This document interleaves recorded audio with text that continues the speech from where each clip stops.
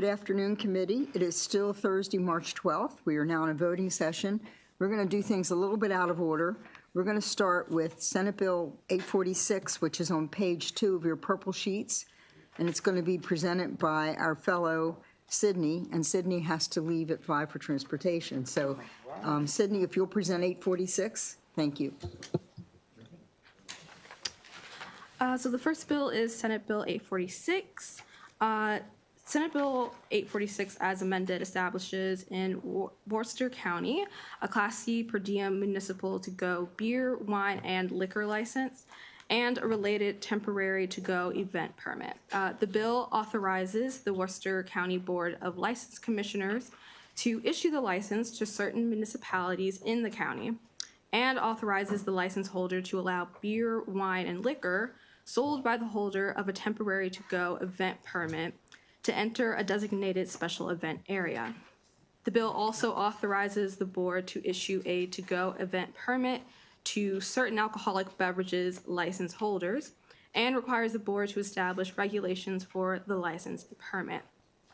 The amendments expand the license eligible to receive a temporary to-go event permit and specifies that the new license may be issued only to the town of Berlin, Pocomoke City, or the town of Snow Hill. There is no fiscal impact, and there was no opposition at the committee hearing.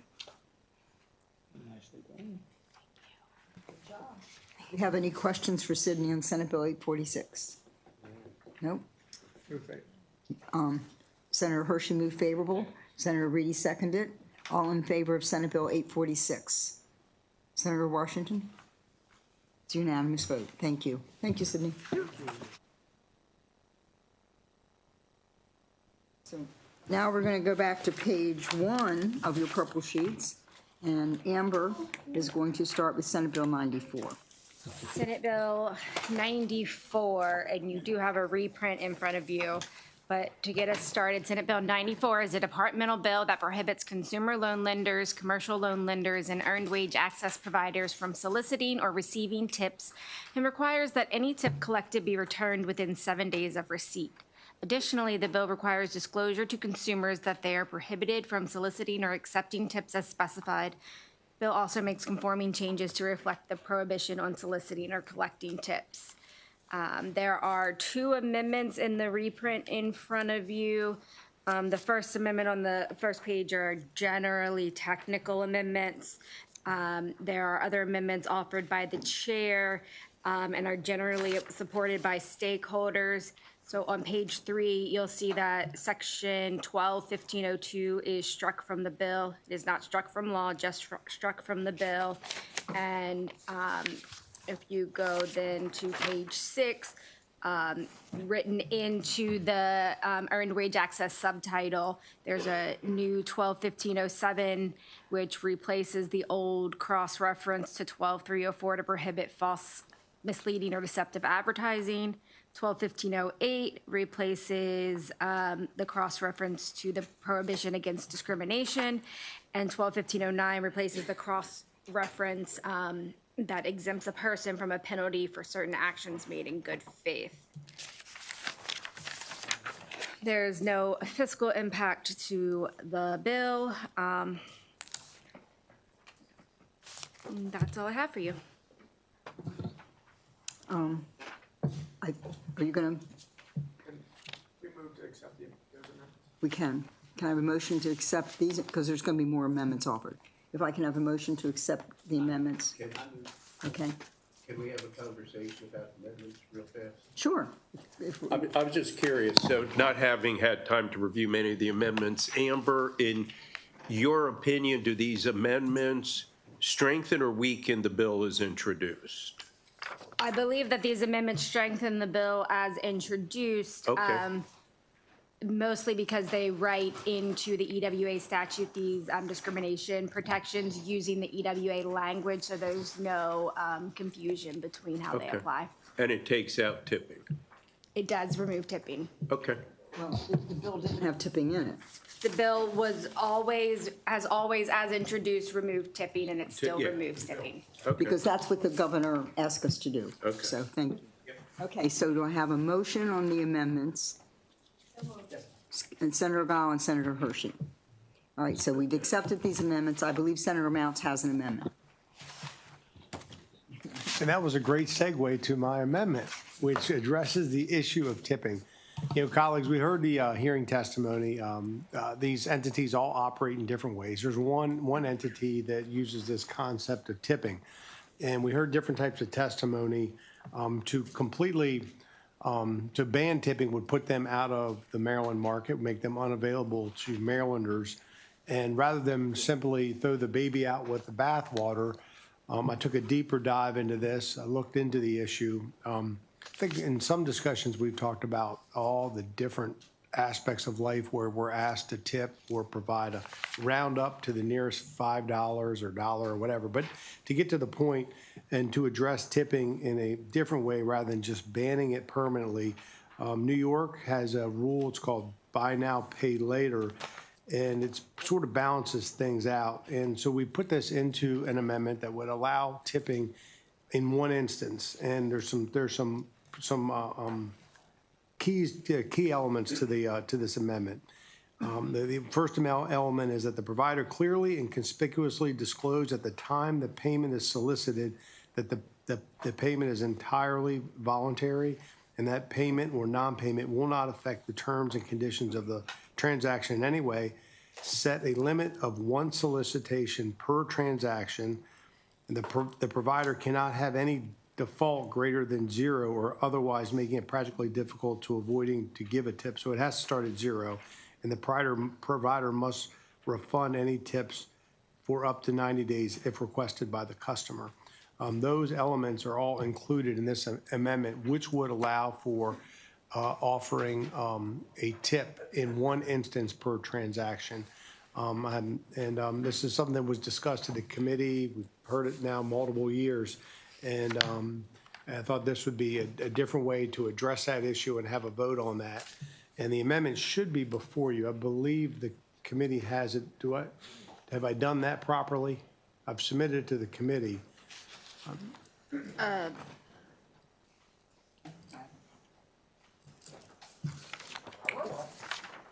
So I didn't prepare it because we weren't offering it.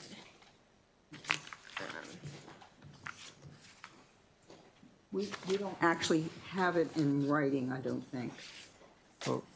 Yeah, I probably have a copy of it in my email, Senator, but I didn't prepare it for voting. Well, we have a long. Just received it, yeah. Yeah, we have a long voting list. Do you want to, do we want to circulate it and then come back and vote that amendment after everybody's had a chance to read it? What's the best way to handle that? We can do that, except I'm going to reiterate, the governor did not sign this bill into law because tipping was in the original bill. And so we were asked to revisit this legislation without tipping. We can take your time and look at your amendment. Quite frankly, Senator, I think we're wasting committee's time. All right. Okay, we can, you want to just vote this? I know the governor said no tipping, but this is, well, I don't want to, yeah, however the best way to handle it. I do have a question about what you said. You said this would put this company out of business because they operate on tips. Why couldn't they do a minimal charge like the other companies do? I don't know. See, other companies do a charge per transaction, like $2.49 or $3.49. So that's why I don't understand why we put them out of business. They would just need to change their procedure. Correct. Senator Reedy? I understand how this is probably going to go here, but I think it's a different business model, it sounds like.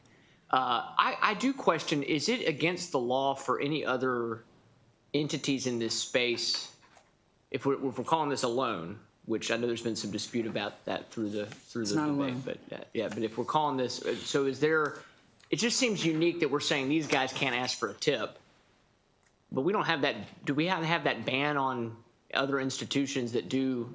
Or are we saying this is such a unique space that we're trying to just lay the groundwork that they can't tip? Do you tip your bank when you get money out of your ATM? I had That's to pay your money. You used to have to pay an ATM fee. I said your bank. When you get the money out of your bank, do you tip? No, but this is not my This bank. is somebody your else's pay. money. This is earned wage access. To get it This is early. your money that you are taking from your money. But it's a service that's being provided. All right, fair enough. I got you. If you want to see the amendment, we can move on, and No, then. it's fine. After we go through the list, Amber will have time to print it. Thank you.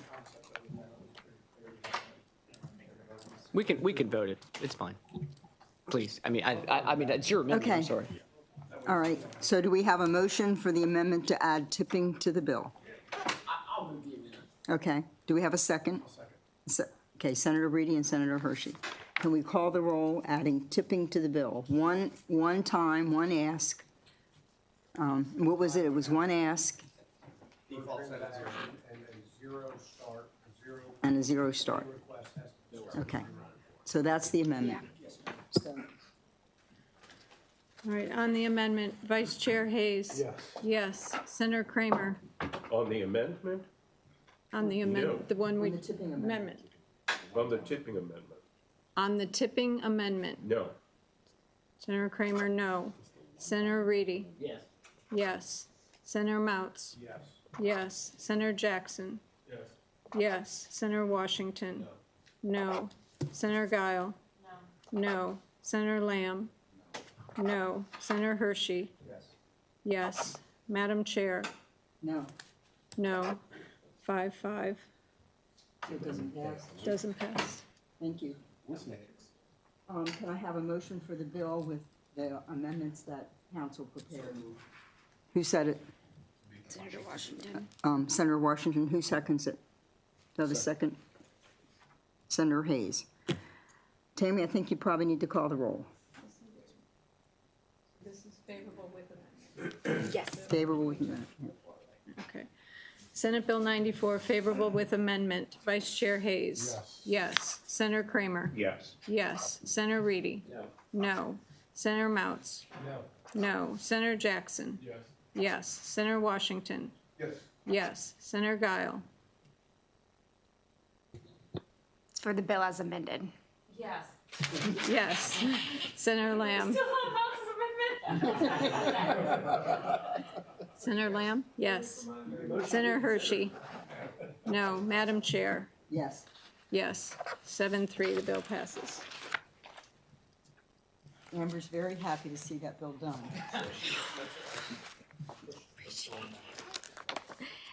The next bill on your list should be Senate Bill 396. You do have a reprint, but just as a reminder, Senate Bill 396 modifies the pay schedule of the full-time chief inspector employed by the Anne Arundel County Board of License Commissioners from non-represented pay schedule NR 05 to non-represented pay schedule NR 12 in the general county classified salary schedule. The amendment to the bill changes the pay schedule from NR 15 as the bill was introduced to the NR 12. And just to give you an idea of those salary ranges, currently the salary is in NR 05, which is a range of $36,000 to $67,000. In NR 12, it's $51,000 to $95,000, and NR 15 is $59,000 to $110,000. There's no physical impact, there's no opposition at the committee hearing, and there is a letter of support from the Anne Arundel County Senate delegation as amended. Thank you, Senator Guile. Can I have a second? Second. All in favor of Senate Bill 396? Senator Washington, you okay? Unanimous, thank you. Oh, Madam Chair, Senator Lamb. You're abstaining, okay, thank you. So it's Or abstain. abstaining. So it's 10 to.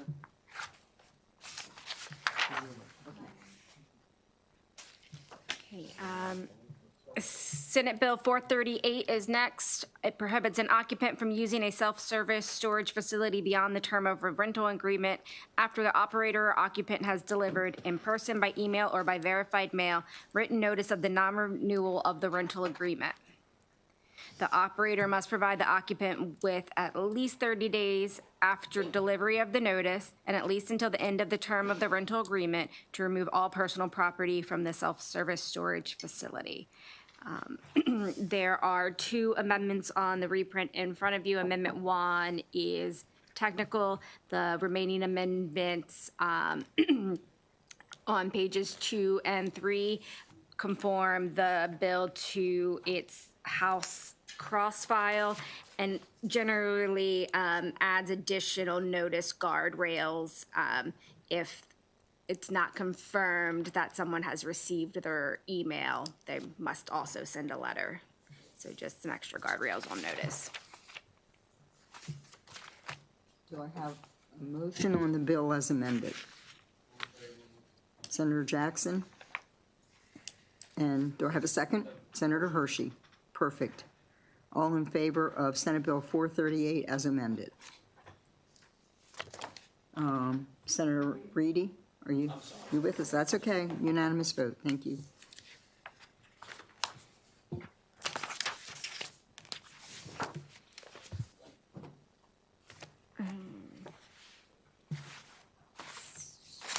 Senate Bill 594 generally alters existing advertising restrictions for cannabis licensees, products, and related services. The bill defines therapeutic or medical claim and expands the authorized signage that a dispensary may have on the licensed premises.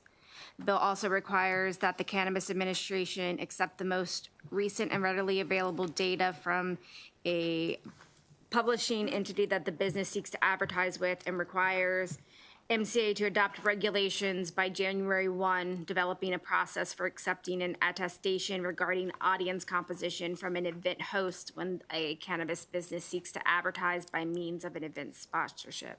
And finally, the bill establishes an exception to the advertising restriction provisions for news articles or editorial content under certain circumstances. You do have a reprint in front of you that shows the amendments as described. Amendment 1 on the first page is technical. The substantive amendments start at page 3, at lines 18 and 19, where there's some duplicative language being struck from what is in lines 11 and 12 above. On page 4, that amendment adds more specific guidance for the administration on the regulations. And then finally on page 5, this language alters the exemption language for editorial content to make sure that the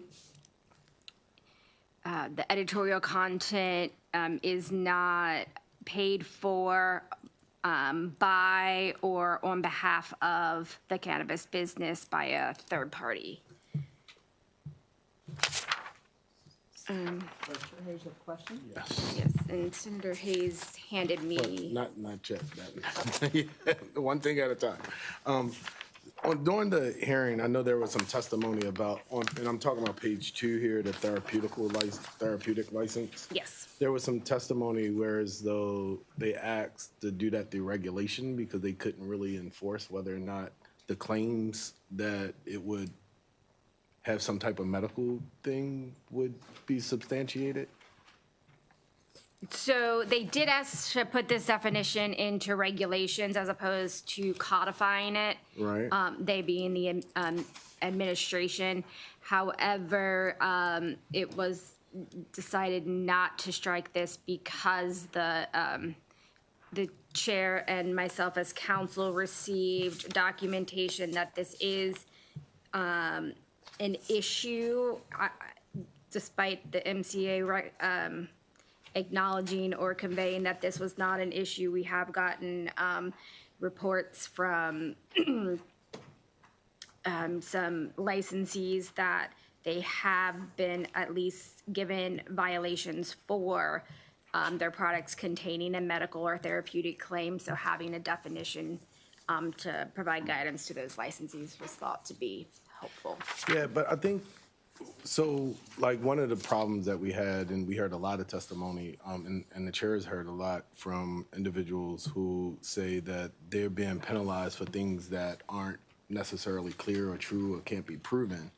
And so to me, it sounded like they were saying, we'll address it, let's just address it and regulation because it's kind of hard for them to argue whatever it may be. So was the so why couldn't we just have the language to include it into the regulation versus putting it in the actual statute? That is a possibility. We chose to put it in statute because it's quicker and cleaner than the regulation process. Okay. And something really needed to happen for the people that are selling what we call, this started out medical.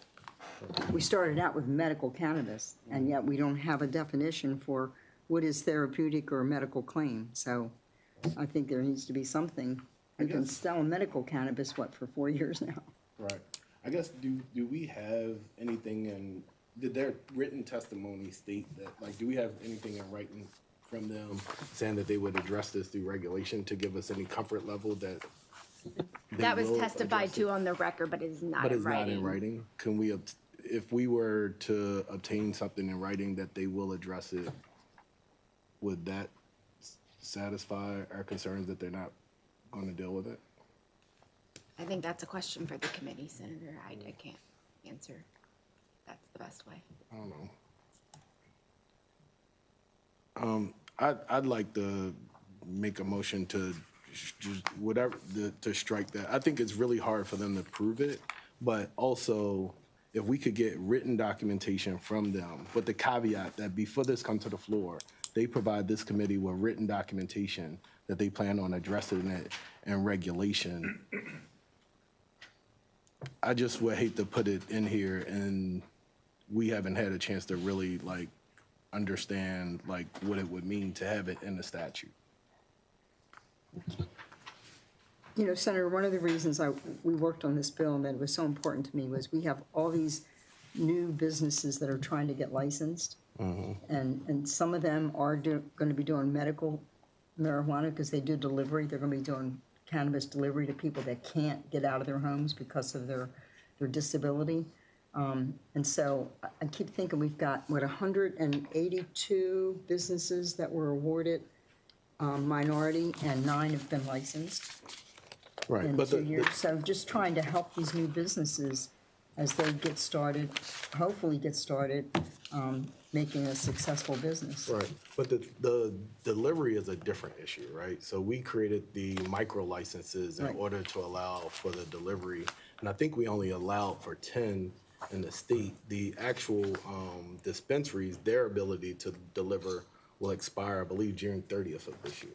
That's If accurate. the micros are up and running. I don't know what'll happen if Yeah, they're not. and that's might be an issue that we might, I think the House is dealing with something that they might send us that we might have to deal with in a couple of weeks or so.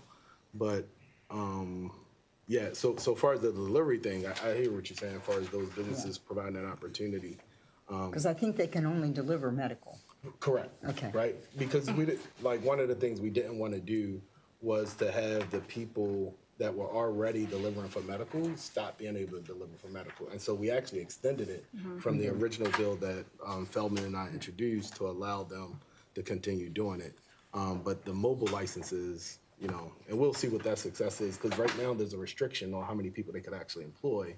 And the question is that enough capacity in order to have them effectively do it? Correct. In current statute, they're allowed to, a micro dispensary can employ up to 10 employees. I believe there is a departmental to increase that number to 20 employees for the micros. But I believe there's only 1 micro dispensary, possibly 2 That's ready currently by that time, licensed. right?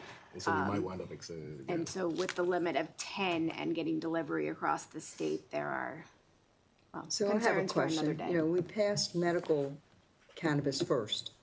And then we Yes. came back, I don't know, 2 years later and passed. What did we say in the original bill? What did we call medical cannabis in the original bill? Medical marijuana, because it was yeah. the medical, Medical marijuana. But did we define what is medical marijuana in that original bill? Or did yeah. we just use a term with no definition? No, and it's currently defined in our statute here as well. I'm just concerned by leaving this language in that there's no, we still have that ambiguity left out there. If we're asking MCA to enforce it, and there's no real way to test that it actually provide the medical claims that it does, like how would they enforce it? I think they were asking us to, that they would work with the stakeholders to come up with something in regulations as opposed to putting it, something so static in statute. Can we wait for, What, are you talking about lines 8 through 10? yes. Yes, correct. Okay. So I'm asking, what did we have in our original medical marijuana as a definition? And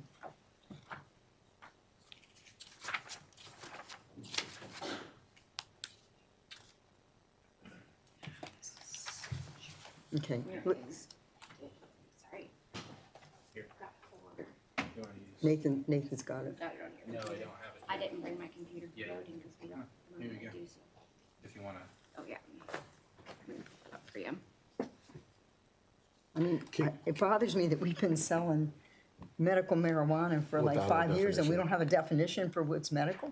Yeah, I think with the original matter, I was in HGO back then. Okay. But I think the issue was you had to be certified by a doctor. And so if the doctor said that you had some type of illness that marijuana could potentially address, then you were okay. In this case, it's different. You're putting medical claims on there as a part of the advertisement that can't necessarily be substantiated by a trained medical physician. Okay. No difference in the product. Do what? There's no difference in the product. Right, And then, other than you don't pay taxes on it also. right. Well, if you've And got your there medical. are amounts of THC can be higher in the medical cannabis than they can be in the And recreational. you have to have gotten your medical card. Correct. You can't just Have go a in and say. certifying provider. Yeah, and that was the difference. I think you had the advice of a medical physician saying, okay, yes, you've been assessed, diagnosed, you have this illness, and possibly marijuana could address it. So do you have an amendment to take that out? Yeah, so the amendment would just be to strike lines 8 through 9.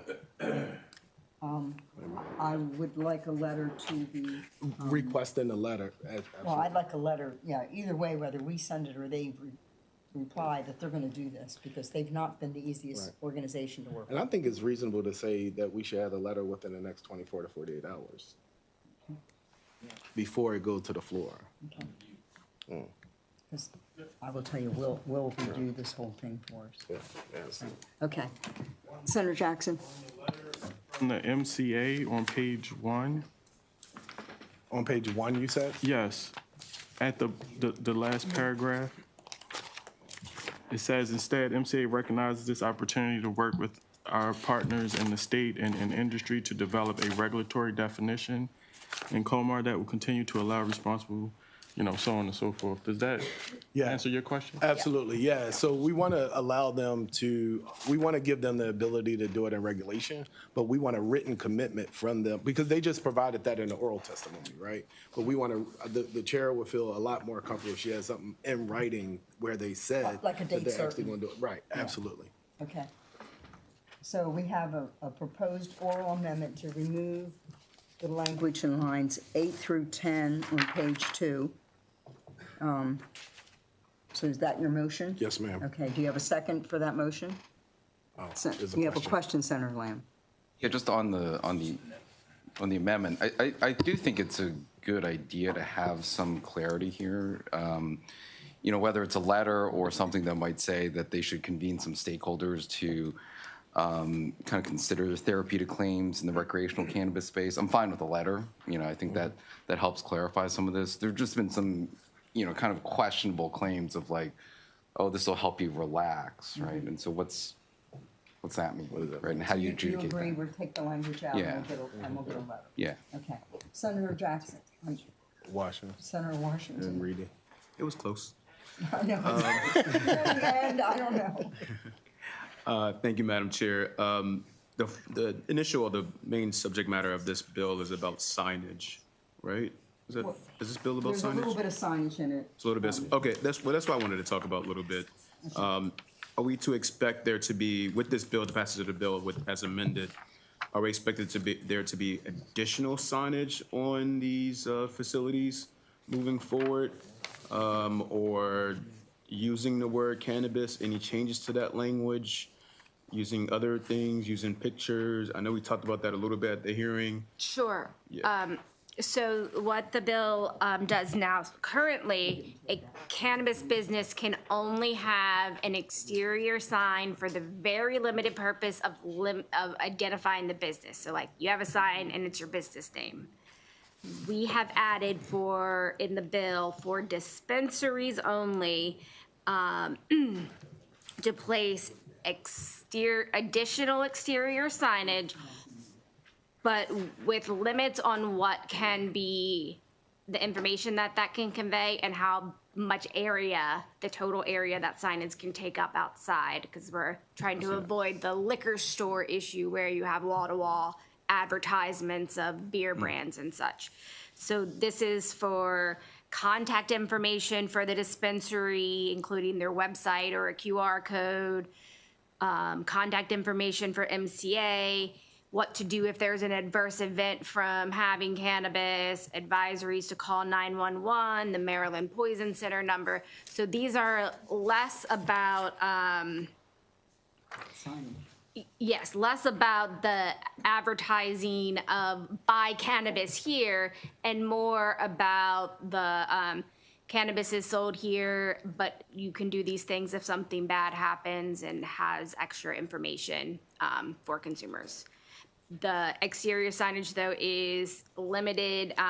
Each individual sign cannot be more than 900 square inches, and the total signage altogether cannot be more than 1,200 square inches. And there's no billboards. And that's where the size limitations come in, because a billboard would be much larger than 1,200 square feet, or 12 square inches, not feet. Well, if I'm hosting a golf tournament and somebody wanted to advertise in that golf tournament, and would they be able to have their signage in that?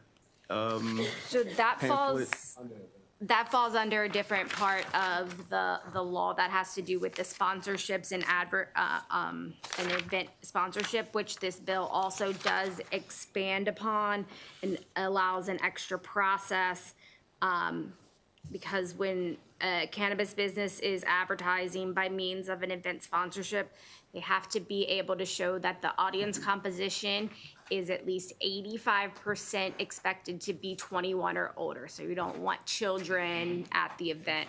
And they have to be able to either through historical data show what the audience composition is expected to be, or That's under the current law? bill.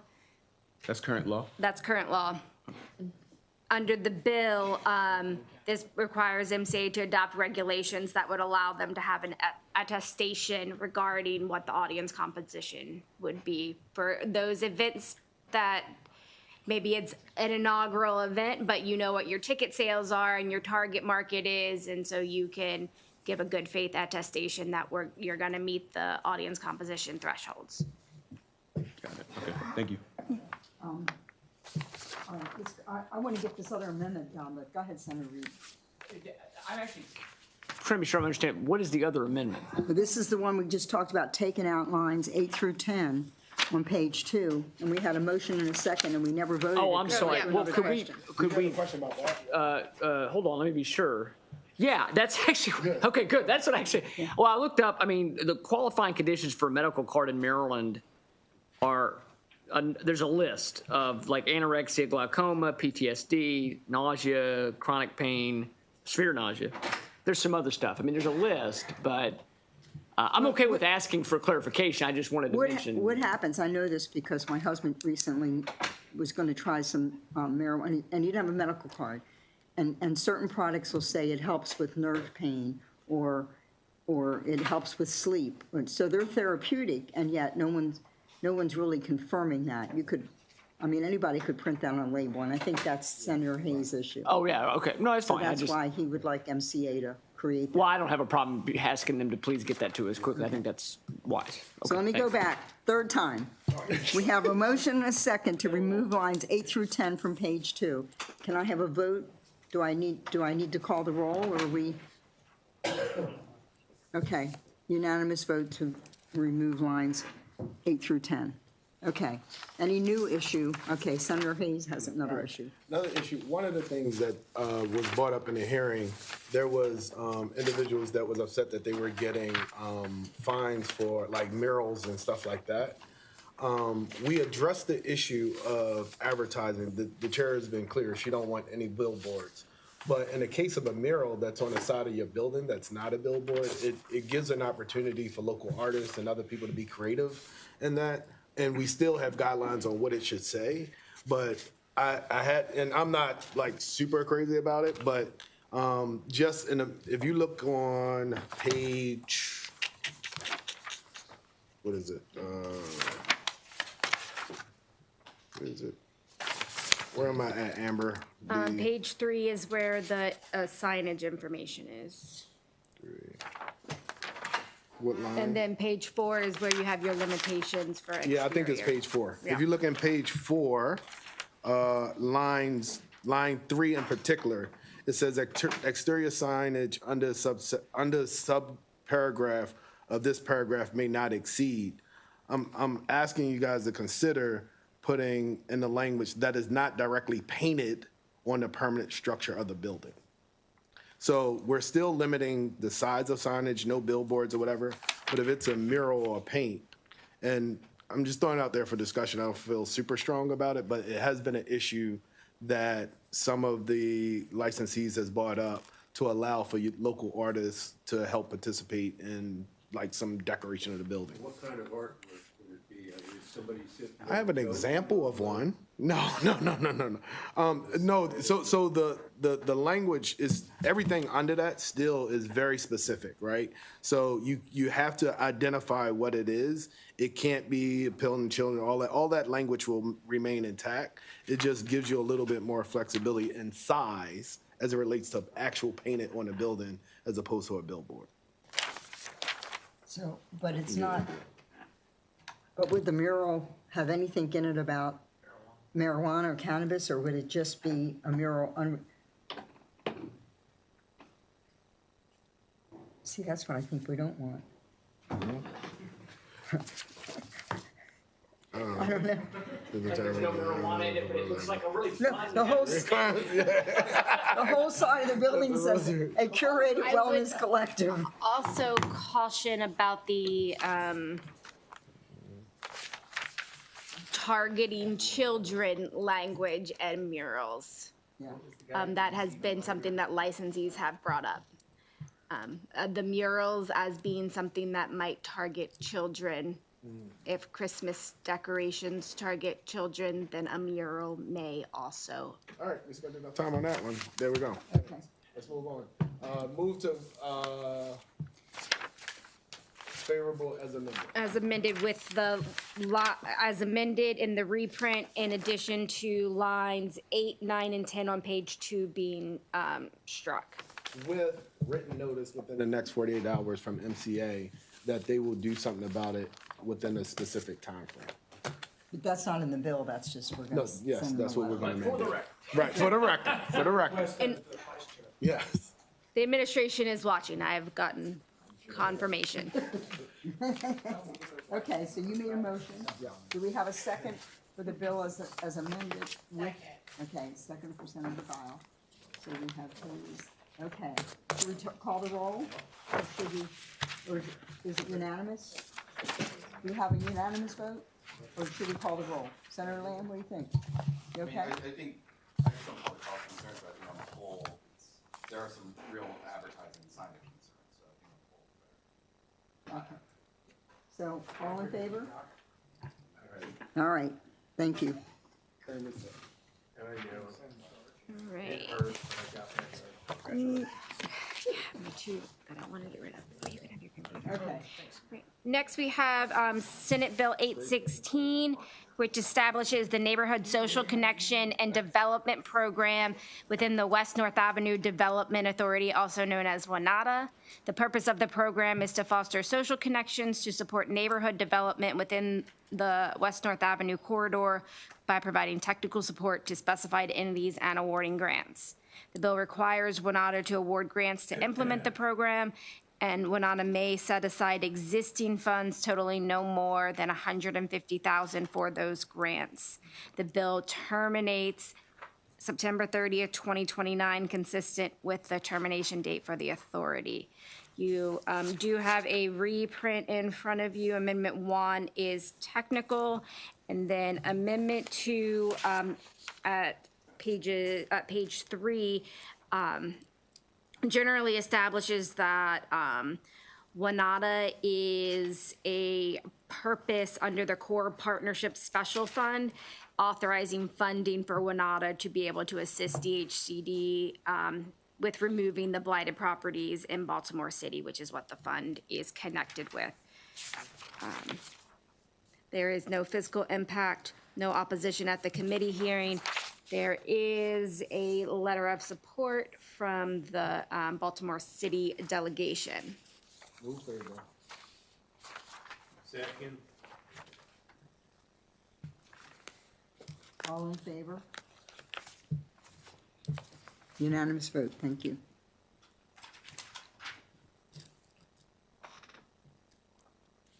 The next bill on the list is Senate Bill 894, third-party litigation financing. Is there a motion? No, we're gonna hold this bill. Thank you very much. You're requesting a hold in Yeah, the we're bill, requesting a Senator hold. Calhoun? There's one point that I'd like to change on it. Okay. And then the last bill on the pink list with my name next to it is Senate Bill 301. It's the Veterans Discount Act. Finance is a secondary on this. Triple E has already voted it unanimously out of committee. The bill generally authorizes specified governmental entities to waive fees for certain licenses, certificates, registrations, applications, or renewals for a veteran. Before any fee waivers may be granted, the entity that wants to participate must adopt regulations to allow for the fee waiver. This is just authorizing legislation. There are no amendments. There is one amendment to add sponsors in Triple E, but there are no substantive amendments. I can do that. All right, so all in favor of Senate Bill 301? No amendments? Thank you. Other than the to add a sponsor sponsor. amendment, yes. Sponsor amendment. Okay, you're off the hook. Until we get to the next sheet. Moving along. All right, up next is Senate Bill 333, which enters Maryland into the Interstate Podiatric Medical Licensure Compact. So the bill establishes procedures and requirements for a podiatrist to practice under an expedited license in a member state, the composition, powers, and responsibilities of the Podiatric Medical Licensure Compact Commission, requirements related to oversight enforcement, dispute resolution, defaulting, withdrawing, or dissolution of the compact. So the bill is contingent on similar legislation being enacted in 4 states. There are no amendments. There is no fiscal impact. Move favorable, Madam Chair. How about a second? I'll second that. Senator Reedy, all in favor of Senate Bill 333? Take care of your feet. Okay, there we go. Senate Bill 806 establishes and standardizes language, sorry? Yes, go ahead. Okay. Language requiring criminal history records checks, or CHRCs, for individuals regulated by certain health occupations boards. The bill is based on a recommendation from the Office of Legislative Audits that all health occupations boards require CHRCs when an individual applies for a registration, certification, or license. Any applicant must apply to the Criminal Justice Information System Central Repository by submitting a complete set of fingerprints and paying certain required fees. The results of the CHRC must be forwarded to the individual and the appropriate board. If criminal history record information is reported after the date of the initial check, the Criminal Justice Information System must provide that revised information to the board and the individual. There are no amendments. There is no fiscal impact. I have a motion for Senate Bill 806. Senator Mann, can I have a second? May I request being added as co-sponsor of this bill, because we have certainly spent a lot of time in the Joint Audit Committee on this issue. O'Connell on? Yeah. Is there anybody that doesn't want to be added as a co-sponsor on Senate Bill 806? Senator Washington, no? Yes, I'll be. Okay. I'll be at it. Everyone. Everyone. All Everybody. right. Senator Giles making faces. No, I just am like, sure. Okay, all right, Everybody else say? Prefer to have criminal checks done on certain substances. yes. Yeah, no, it's good, good bill. Noted. Okay. Did we Okay. vote 846 when we finished with, Yeah. You did. after she presented it? Yep. Okay, Yep. thank you. It's 8:46. Okay. Now, All set. Senate Bill 898. There was a vote on CHRCs, right? Or just this, Tammy, you got the vote for 806, right? Okay, great, thank you. Senate Bill 898, so this bill requires the Department of Health to provide reimbursement for applied behavior analysis services provided by a registered behavior technician to Medicaid recipients with autism spectrum disorder. The department may not require as a condition of reimbursement that the individual receive a certification from the Behavior Analyst Certification Board or another credentialing entity. However, the department may require that a registered behavior technician obtain and maintain a current certification within 150 days after the individual begins providing services to Medicaid recipients. And so the department must adopt regulations necessary to carry out the bill, and the bill must be construed to apply only prospectively. There are no amendments, there is no fiscal impact, there was no opposition at the hearing. Motion? Senator Reed, do I have a second? Senator Jackson. All in favor of Senate Bill 898? Thank you. Unanimous vote. Tammy. Up next is Senate Bill 907, which alters in statutory provisions that govern the reporting and investigation of suspected child abuse and neglect, excuse me, the definition of abuse to include female genital mutilation, or FGM, as defined under the bill. So the bill also alters current criminal prohibitions and increases criminal penalties for FGM, requires a health occupations board to revoke the individual's professional license under specified circumstances, authorizes the victim of FGM to file a civil action as well. The bill requires the Department of Health to submit an annual report to the General Assembly containing specified data, make the required report available to the public, and collaborate with community-based organizations to develop, publish, and distribute educational materials. There are no amendments, and there was no opposition. Can I be added as a sponsor, please?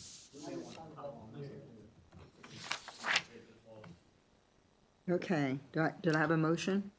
I think with a co-sponsor. Senator Guile, and who's the second? Senator Mounts? You got that, though, Nathan? Guile, Reedy, Mounts, Jackson, Vital, Vidal. Lamb. Kramer, Hershey, Lamb. You got the whole Cut them all. Okay. consensus.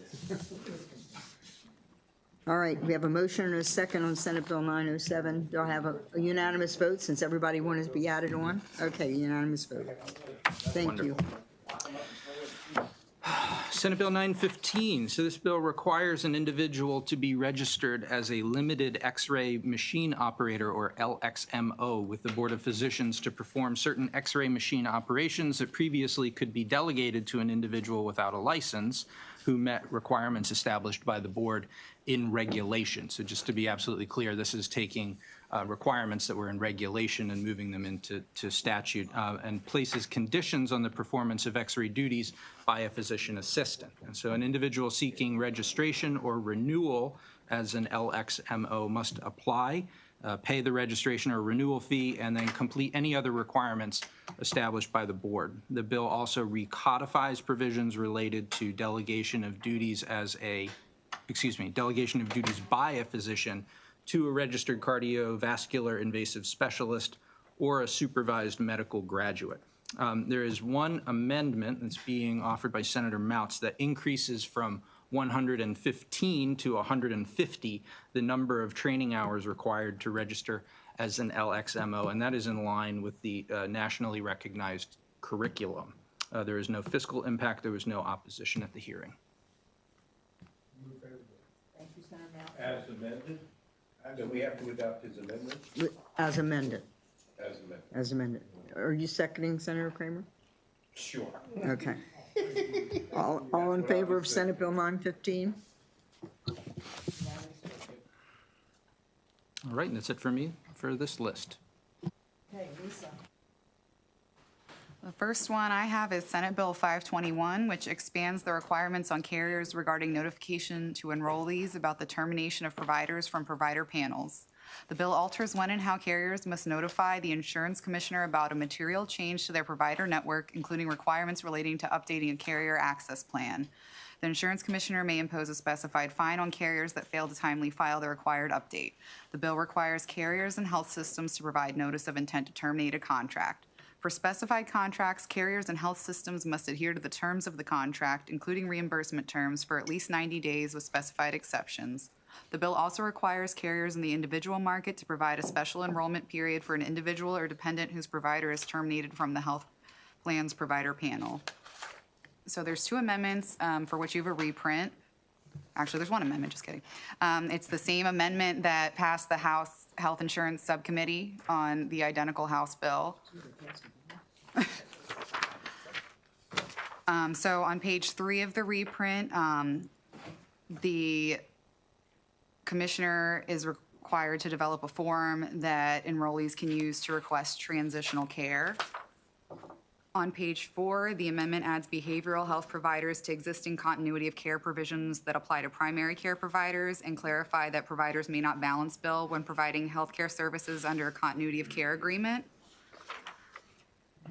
Page 5 strikes the provision requiring carriers to make a good faith effort to notify individuals being treated by the health system at least 30 days before termination or non-renewal of a contract. I think that there were some objections from the health insurance industry, and so this was designed to address those about the feasibility of that 30-day timeline. There are also additional changes on this page that clarify balance billing is prohibited. And then finally, on page 8, they allow an individual enrolling in a new health plan due to a special enrollment period established by the bill to select the effective date of coverage as either the month following plan selection or the month following the termination of the provider from the network.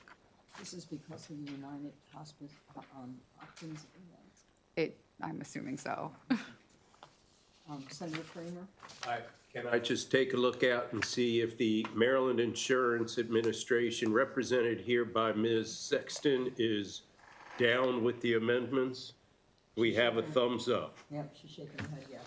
All right, I move favorable on the bill as amended, Madam Chair. That's a boss move. Thank you. And Senator Hayes, did you just second it? Yes, absolutely. Did you see that thumb going up? All in favor of Senate Bill 521? Unanimous vote, thank you. Okay. Next is Senate Bill 551, which requires certain insurers, nonprofit health service plans, and health maintenance organizations to provide salpingectomy coverage for ovarian cancer prevention. A carrier may not impose a copayment, coinsurance, or deductible on the coverage except for a deductible for a high deductible health plan. There are no amendments. Can I have a motion, please? Move favorable. Senator Hayes? Can I have a second? Senator Vile? All in favor of Senate Bill 551, no amendments. It's unanimous vote, thank you. Now this one should be quick. Senate Bill 626 repeals the requirement that a licensed healthcare practitioner determine that an individual's sex designation should be changed for the purposes of issuing a new birth certificate. Instead, an individual or their parent, guardian, or legal representative must make a written request under penalty of perjury to the Maryland Department of Health for a new birth certificate with a sex designation that differs from the original birth certificate.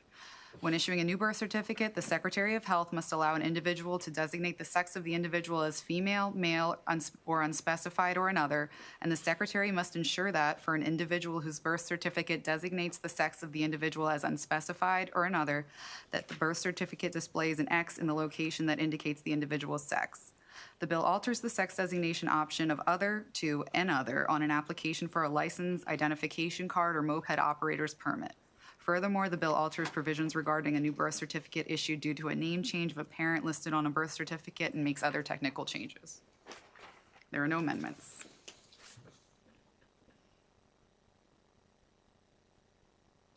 Is there a motion?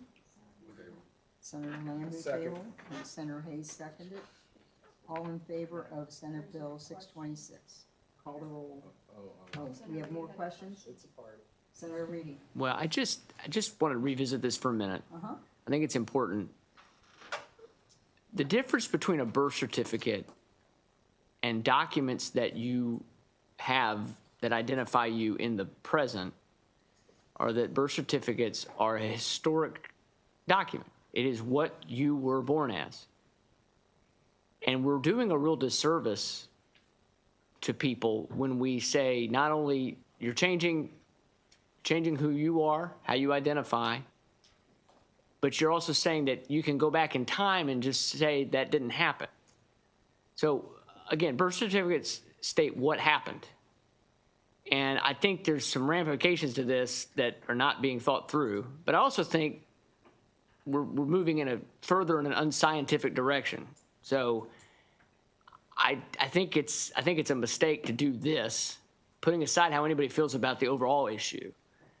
And I've just been a little surprised that we're going to, that there's been a push for this. I understand there's a feeling we have to vote it, but to me, it's a mistake to try to go against what somebody who's born. You can't change how you were born. You can decide to change your life later, change how you identify later, but you were born biologically a certain way. So we're now just this birth certificate. It's different than the driver's license. It's different than other documentation. So obviously I'm voting no, but I feel like it just needs to be said. Sure. So, with all due respect to my colleague, and I know we agreed on a lot of other things, but I think on this, we do disagree on this, that, I don't think I would contend that we don't consider the birth certificate a historical document. I think this is an identity document, and it's being used more and more as an identity document. So some examples are, if you don't have a passport, it's oftentimes used in lieu of a passport plus a real ID. If you are going to seek employment, if you don't have a passport, you're going to need 2 other forms of ID. Oftentimes, a birth certificate is used as a identity document, not as a historical document, but as an identity document to prove identity. If you're going to enroll your child in a school, you'll need to prove that this is your child and the age that they are so that they can enroll at the proper time. Again, used as an identity document, not as a historic document. So I think, and even now with the discussion of, I think the US Senate just passed the SAVE Act, where you're going to need potentially more identity documents to be able to go vote. And if you have a woman who may have changed their last name because of marriage or other reasons, let's say domestic violence, and they wanted to change their name back, all of a sudden, if their birth certificate name doesn't match their real ID name, they're going to have a real problem to vote. And so this document, I would contend, is not a historic document. It's an identity document. It needs to properly reflect the identity of that person. There are other reasons, too, to be able to update this identity document. So in that school example, if you have a child that you're trying to enroll in school, and let's say one of the parents either got a divorce or had a case of domestic violence, so the woman may want to change her name back to her maiden name, or change her name so it doesn't reveal that they were previously married to someone else, or they just want to totally dissociate from the prior partner. That may be difficult if they're not able to get a new birth certificate for that child when the child goes to the school to get enrolled. And so in that instance, the mother may have to kind of out themselves that they're violent, that they're a victim of domestic violence or a survivor of domestic violence. They may have to bring in some other additional forms of ID just to be able to correlate this birth certificate, who now has a mother's name that doesn't match the driver's license name, back to, be able to correlate this lineage of these identity documents. There's a lot of reasons that a birth certificate as an identity document should have the ability to be updated as well. So, just wanted to make that clear for folks. I think there's a lot of confusion as to why you may want to update a birth certificate, but it's more than just a historic document. I think I saw Senator Jackson first. Excuse me. So if the birth certificate is changed, is the certificate of live birth changed as well, or does that remain the same? That's the same thing. I thought there were two different documents. No, I think they're the same thing. What did you think were two different documents? The certificate of live birth versus a birth certificate. No, I They're think it's the same thing. Yeah. Okay. Thank you. Senator Reedy. But it's interesting because in the bill, number one on the SAVE Act, I've heard that argument that a woman with a different last name, women have not had a problem voting before with a different last name when they go in to get registered. It's not. It's a bit of a misnomer, but and there's also a number of other forms of ID people can use. But it's interesting that like down in here in the bill, this is what I'm trying. It's almost Orwellian, some of the things we're doing on this specific issue. If you want to change your name on different things, it's fine. But it's even saying in this bill that you can't even have that this new birth certificate can't even say it's been amended. So, which I think is odd. It can't be marked as amended. It can't show on its face that a change has been made to a sex designation or, if applicable, a name. Now, on the name thing, I understand your argument, but again, your birth certificate is not what your name is now. It's what you were when you were born. So, I mean, we're not going to get, I know we're not going to, there's not going to be a getting anywhere on this. Obviously, we're going to vote it, but I think it's just a huge mistake to move forward with this. There's a lot of ramifications. If there was a way to have an alternative birth certificate that be used as a different form of identification or something like that, but I actually thought Senator Jackson's question is good, although the live birth is the birth certificate. But anyway, I just think it's a big mistake, and I think what we're doing here is, again, we're going with an anti-scientific, anti-reality point of view on this specific issue of changing your sex. You can change it, but it doesn't change how you were born. And we're lying to people when we say that you can. You can't change how you're born. You can decide what you want to do, but you can't change. You're born the way you were born. So, anyway. So, can I respond to that? It's not trying to change how you're born. This is an identity document that is being used as a form of an identity, and it needs to correlate with other forms of identity that you have. And when you change your name, you need to be able to have a birth certificate that can also be amended to reflect your current name and designation. And here's an example. So, there was a case last year about an individual from, I think it was from the Eastern Shore, that was picked up and was a U.S. citizen, picked up by ICE, and they were detained and shipped off to Texas. And the individual and their attorney here in Maryland contended that they were U.S. citizens. They should not have been picked up by ICE. And ICE and their spokesperson kept saying that this wasn't, you weren't a citizen, you weren't born here, et cetera, et cetera. Come to find out, the reason that occurred was because they had the hyphenated last name on their driver's license, but their birth certificate was a little bit different. And so as a result, they could not correlate those two. ICE believed that this was a different person. In this instance, that person, if they were able to update their birth certificate to reflect their driver's license, that would have avoided and precluded this whole episode from happening. It is important for these individuals to be able to have uniformity across their identity documents. And again, philosophical difference here, I think, this is, gender at birth is gender at birth, but this is an identity document that needs to be updated to reflect current reality. And that's the way it's going to be used, whether for voting, for the SAVE Act, for employment purposes, for school enrollment, for immigration purposes. It's being utilized more and more. And so I think it is important to properly reflect the other documents that are being provided. And with regards to the amended part and any other changes that would be visible on it, I think for privacy reasons, again, these may be domestic violence survivors. They should have the right to privacy on that. It shouldn't read that it's an amended birth certificate.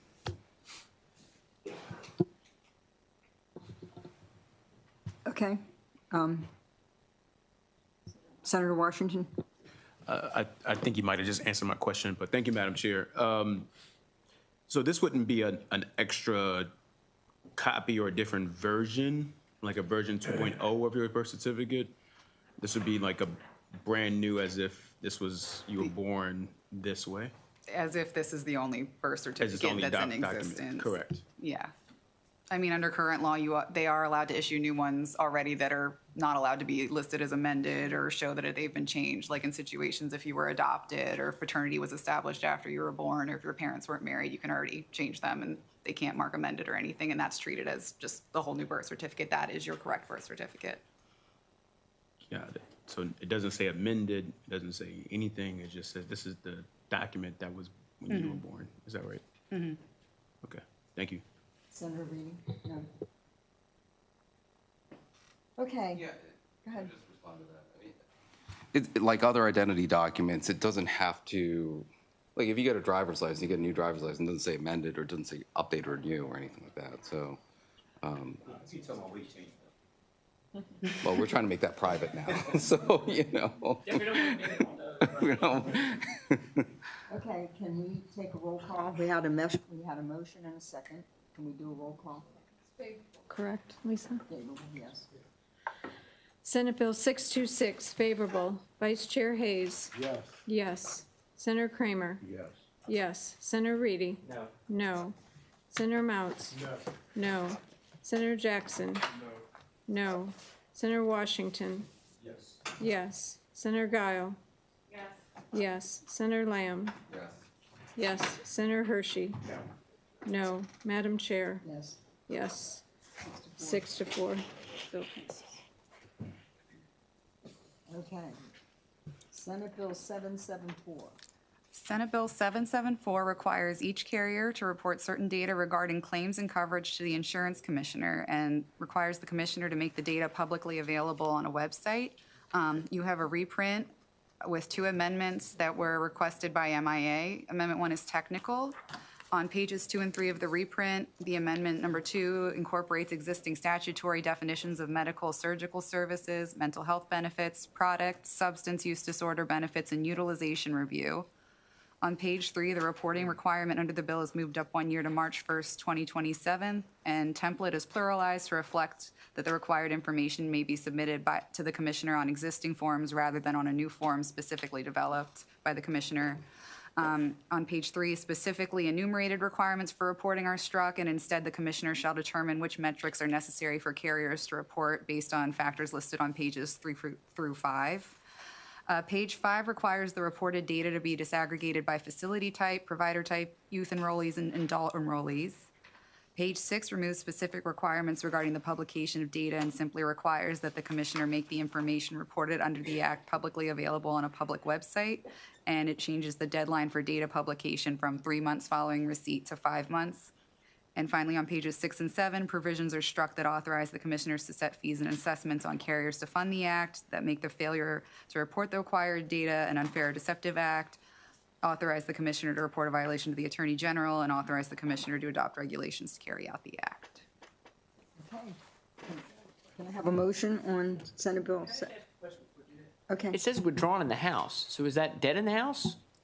I think there was some disagreement, but the Senate sponsor is still supportive of the bill and the amendments. Okay. The House sponsor did withdraw it, though, yes. Okay, I'm not necessarily saying I'm against the bill. We did the Mental Health Parity Act, and I feel like we did this already. So can you just what are the Senator, we had another bill withdrawn that we're working on, and come to find out, it just was an issue with getting it scheduled. Things are a little bit disruptive, and that was the one we talked about. Oh, okay. So it's not like, other years if something was withdrawn, we thought, why pass it? Because they're not. Right. They're just. Well, that's what I'm asking. I'm just Yeah. curious. But are we getting something different that maybe for the analyst question? Are we getting something different than we got in that Mental Health Parity Act? Or I looked it up. I was trying to find it. Is it because it's being published? Yeah, it's being published. They're required to submit the data, and the commissioner is publishing it online. Can I ask Jamie or Riley to come up? Maybe they have some information on the withdrawal. I mean, I'm not against the bill. I'm just trying to figure out. Yeah. I was told why it was withdrawn. I don't want to speak for anybody, though. No. Wait, It's maybe. Jamie, do you mind answering that question? Yeah, thanks. And Lisa's spot on. It's making this more readily available. Parity is something that Maryland has taken very seriously. And we want to make sure that that information is more widely available and accessible, and that's the point of the legislation. You're not wrong, Senator. We've done a lot of work in parity in Maryland. We're a leader in the nation in parity, but we want to make sure that this information is readily available. Do we need a bill to do that? I think that's a policy decision. Oh, thank you. Okay. So, do we have, pardon me, you have a question, Senator Washington? Yeah, thank you, Madam Chair. I did want to ask a question about the withdrawal, though, because there's some things that happen in the House that reflect the things that we do here. So I wondered why would they have withdrawn that bill, and then we're moving it here? I think that's a great question. Unfortunately, we weren't involved in the withdrawal of that bill, and I honestly couldn't speak to the political undertones of how that worked. We weren't the genesis of this legislation, and so I honestly couldn't speak to why the sponsor decided to make that choice. Thank you very much. I know, but this is the President Pro Tem, so. I'd like a motion on Senate Bill 774, Senator Lamb. Can I have a second? Senator Hayes, all in favor of Senate Bill 774? Yes, on this great bill. Okay, thank you. That's a unanimous vote. Okay. Senator Hayes' bill is next, 813. Senate Bill 813 expands provision of law governing assignment of benefits under certain health insurance policies to apply to dentists in addition to physicians under current law. The bill also establishes parallel provisions governing assignment of benefits and non-preferred provider dentists for dental plan organization. There's one amendment that makes several technical corrections recommended by MIA to address drafting errors. Move favorable. Senator Hayes, move favorable. Can I have a second? Second. Senator Kramer, all in favor of Senate Bill 813?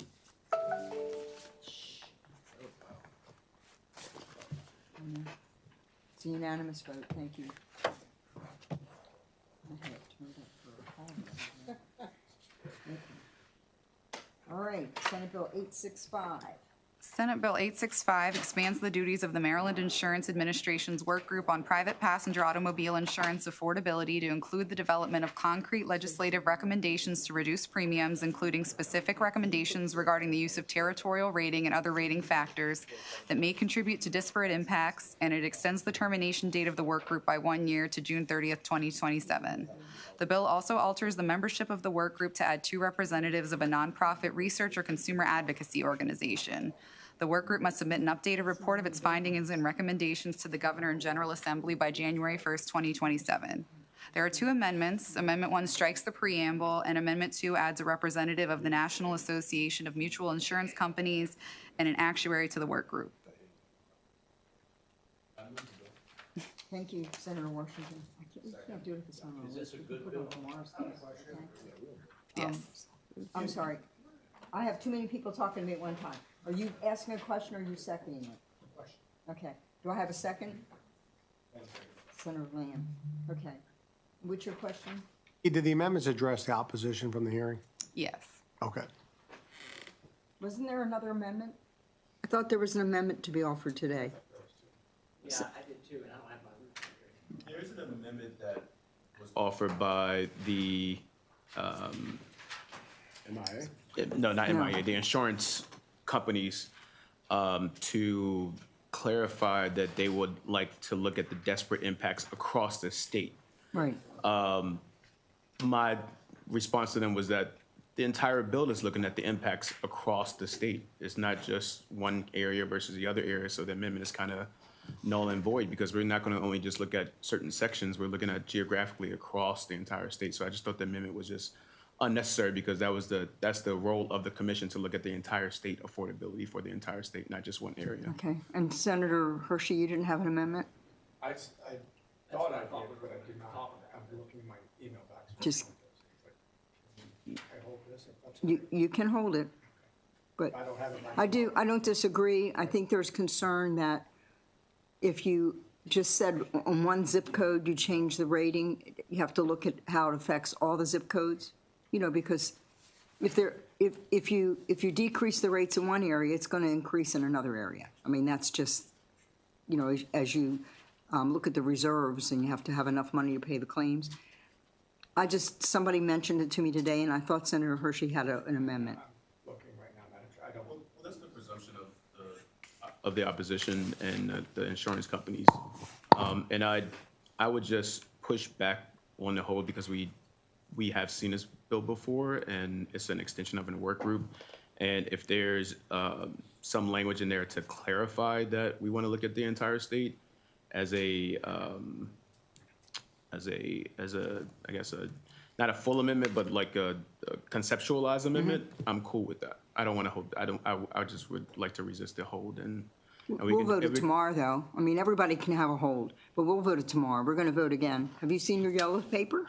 No, I have not. We'll add it to the yellow tomorrow, and it'll get out on Tuesday just like it would if. This is for today. If there's. I thought we were going to wait and do it tomorrow. It's 6:05. Yeah, it's been 5 hours. So we'll do it tomorrow, and it'll still be on Tuesday on the floor, okay? And you'll look for that amendment, Senator Hershey? Okay, thank you.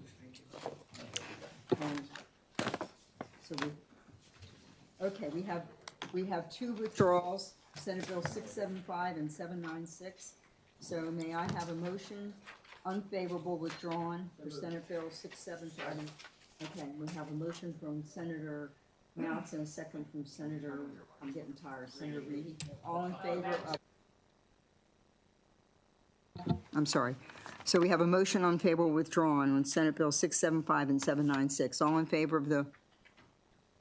Okay, unanimous vote. Thank you.